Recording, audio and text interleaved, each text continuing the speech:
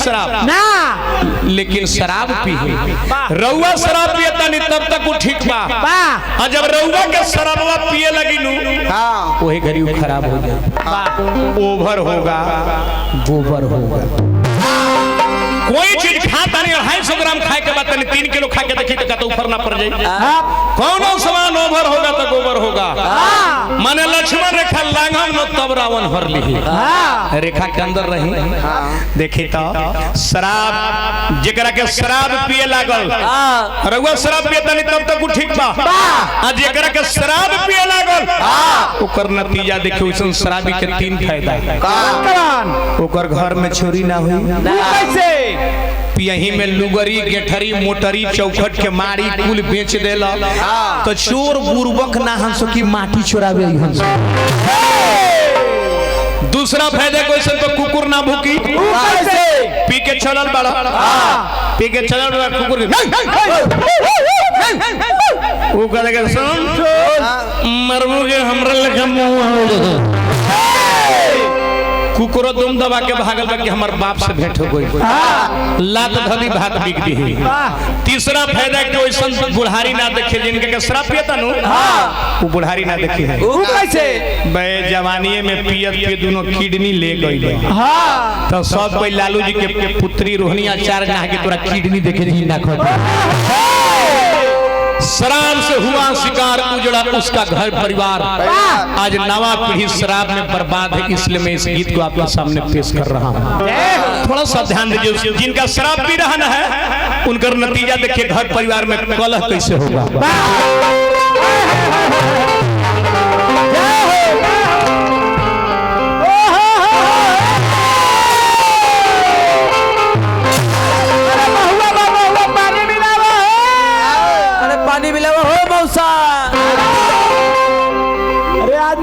बाबू कौन रंगदार है रे?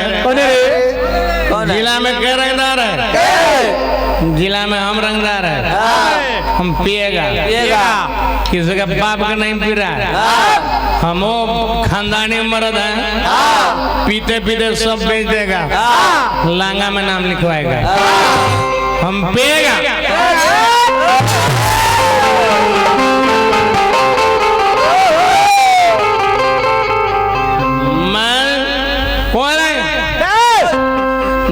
मेहरारू से कहे हम महुआ मर ले हमरा के तनी मुर्गा उर्गा बना के खियाओ।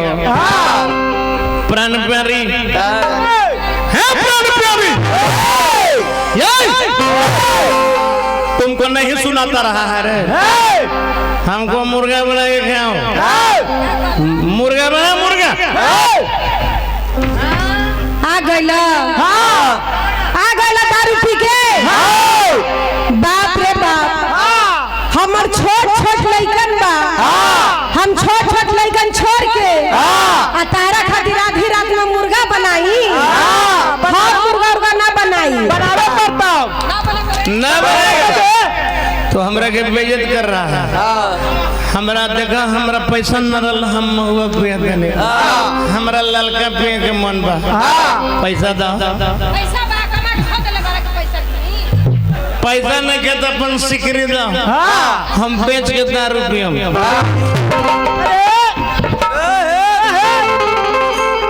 सिकरी दे दी?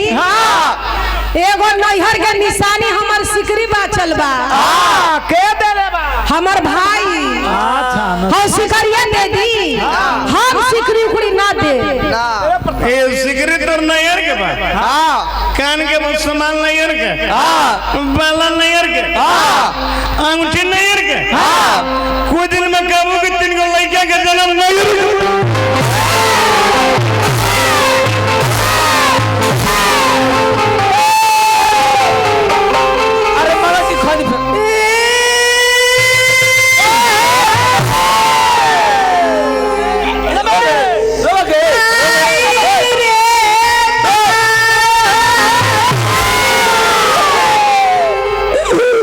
मार के नदिया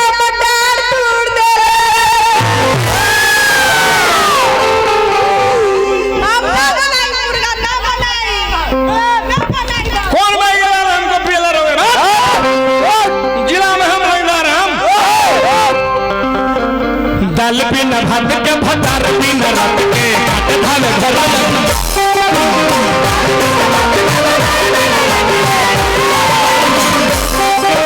दाल बिना भात के भतार बिना रात के धान घर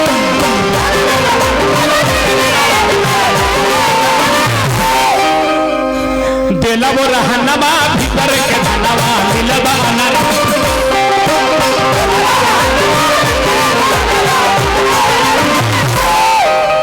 देहे अंसार ने हमरा के मेरा रुपए इज्जत कर दिया।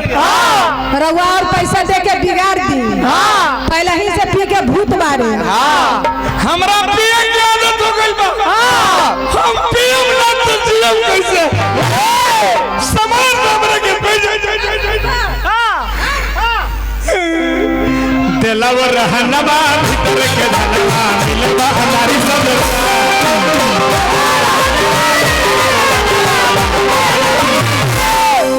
बेची देल बागहनवा ठीका काल कोइल बाटे पीछे मारला सजनवा देहिया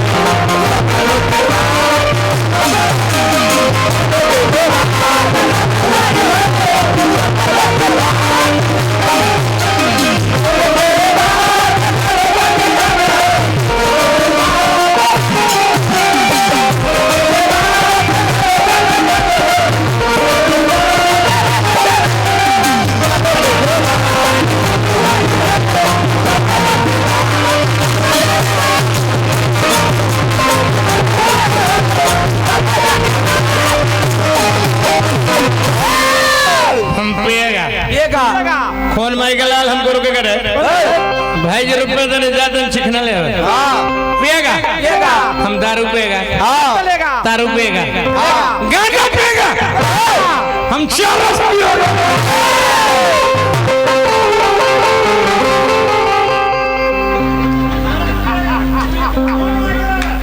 गहना गुड़िया तो बेच के पिए गईला। खेती बाड़ी सब बेच के पिए गईला। घर में कुछ नहीं खे बाचल।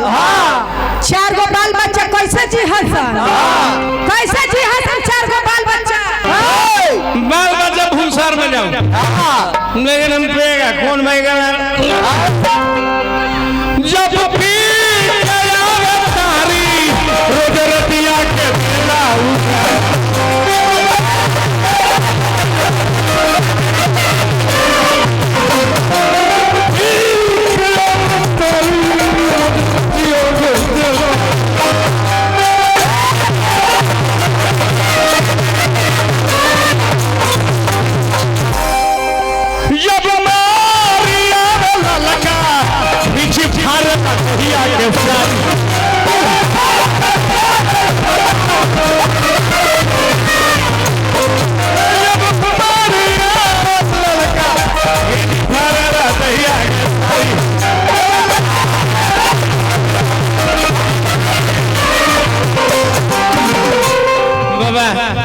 हमरा के मेहरा रूप बेइज्जत करते हैं हमरा प्रेम आदत हो गइल बा हम जियम कैसे हमें कर मुंह ना देखा हम मरद है मरद ना हम मुंह ना देखम बाबा मास्टर मुंह ना कोइले सुना ई कंगाल कोइले बाटे पिकम मार सजनवा दहिया लाल कोइले बाटे दहिया लाल कोई लबा दे मोना देखो मरो दे हमरा के समाज में बेइज्जत कर दे हमरा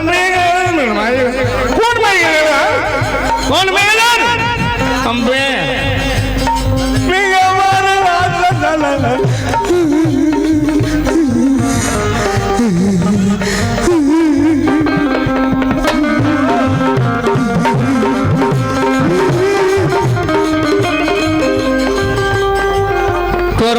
अरे लड़ी चाहे झगड़ी घर में एक मुँह देखी एकर मुंह ना देखम तोर मैया के मुंह देख हम जी हम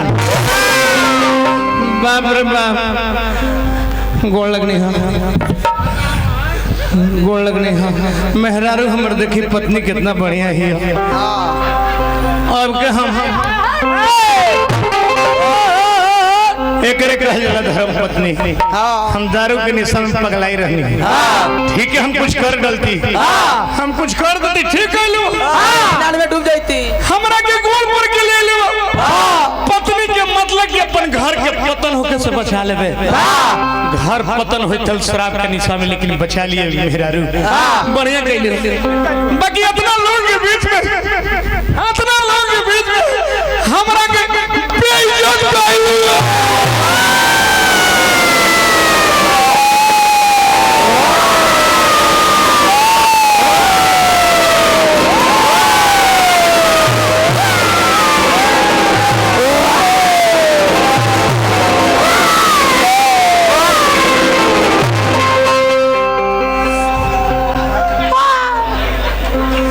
बाप रे बाप चुप हो जाई चुप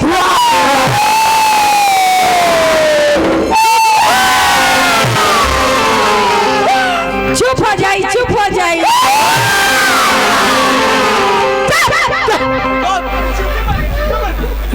ए राजा जी रवा के पहले ही से तबीयत खराब बा रोज दारू पिए तारी कुछ हो जाई दादा तो हम कैसे जियब 4 गो बाल बच्चा कैसे जियब अरे बा मेहरारू हमर बाबा आंखें खोल देलो हम पी के मर जईती हमर मेहरारू के कर दुआरी जाई छ हमर लइकन फिकर के करा घर भीख मांगते आज के बाद हम क्रिया खाता नहीं हम मंजूरिये कमाई तका हम माता जी के क्रिया खाता नहीं आज के बाद हम कोनो निशा ना कर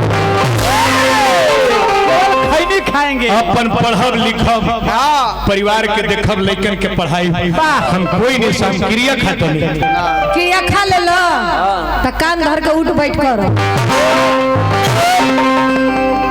लेकिन मेहरारू कैसे समझाली लेकिन मेहरारू घर में अपना पति को समझा सकती है कि अतना हो बलमुआ दारू अब बोल कोई से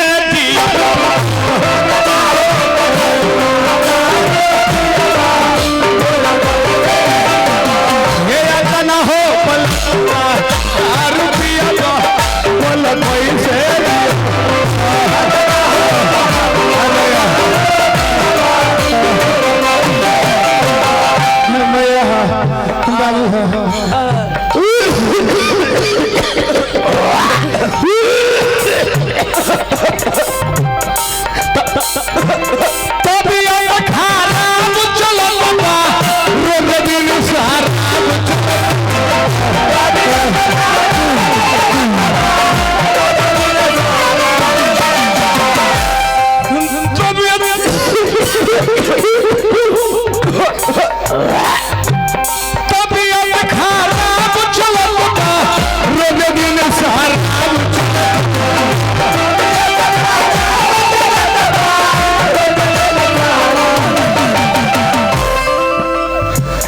भसता कर दवा कैसे सियबा बोल के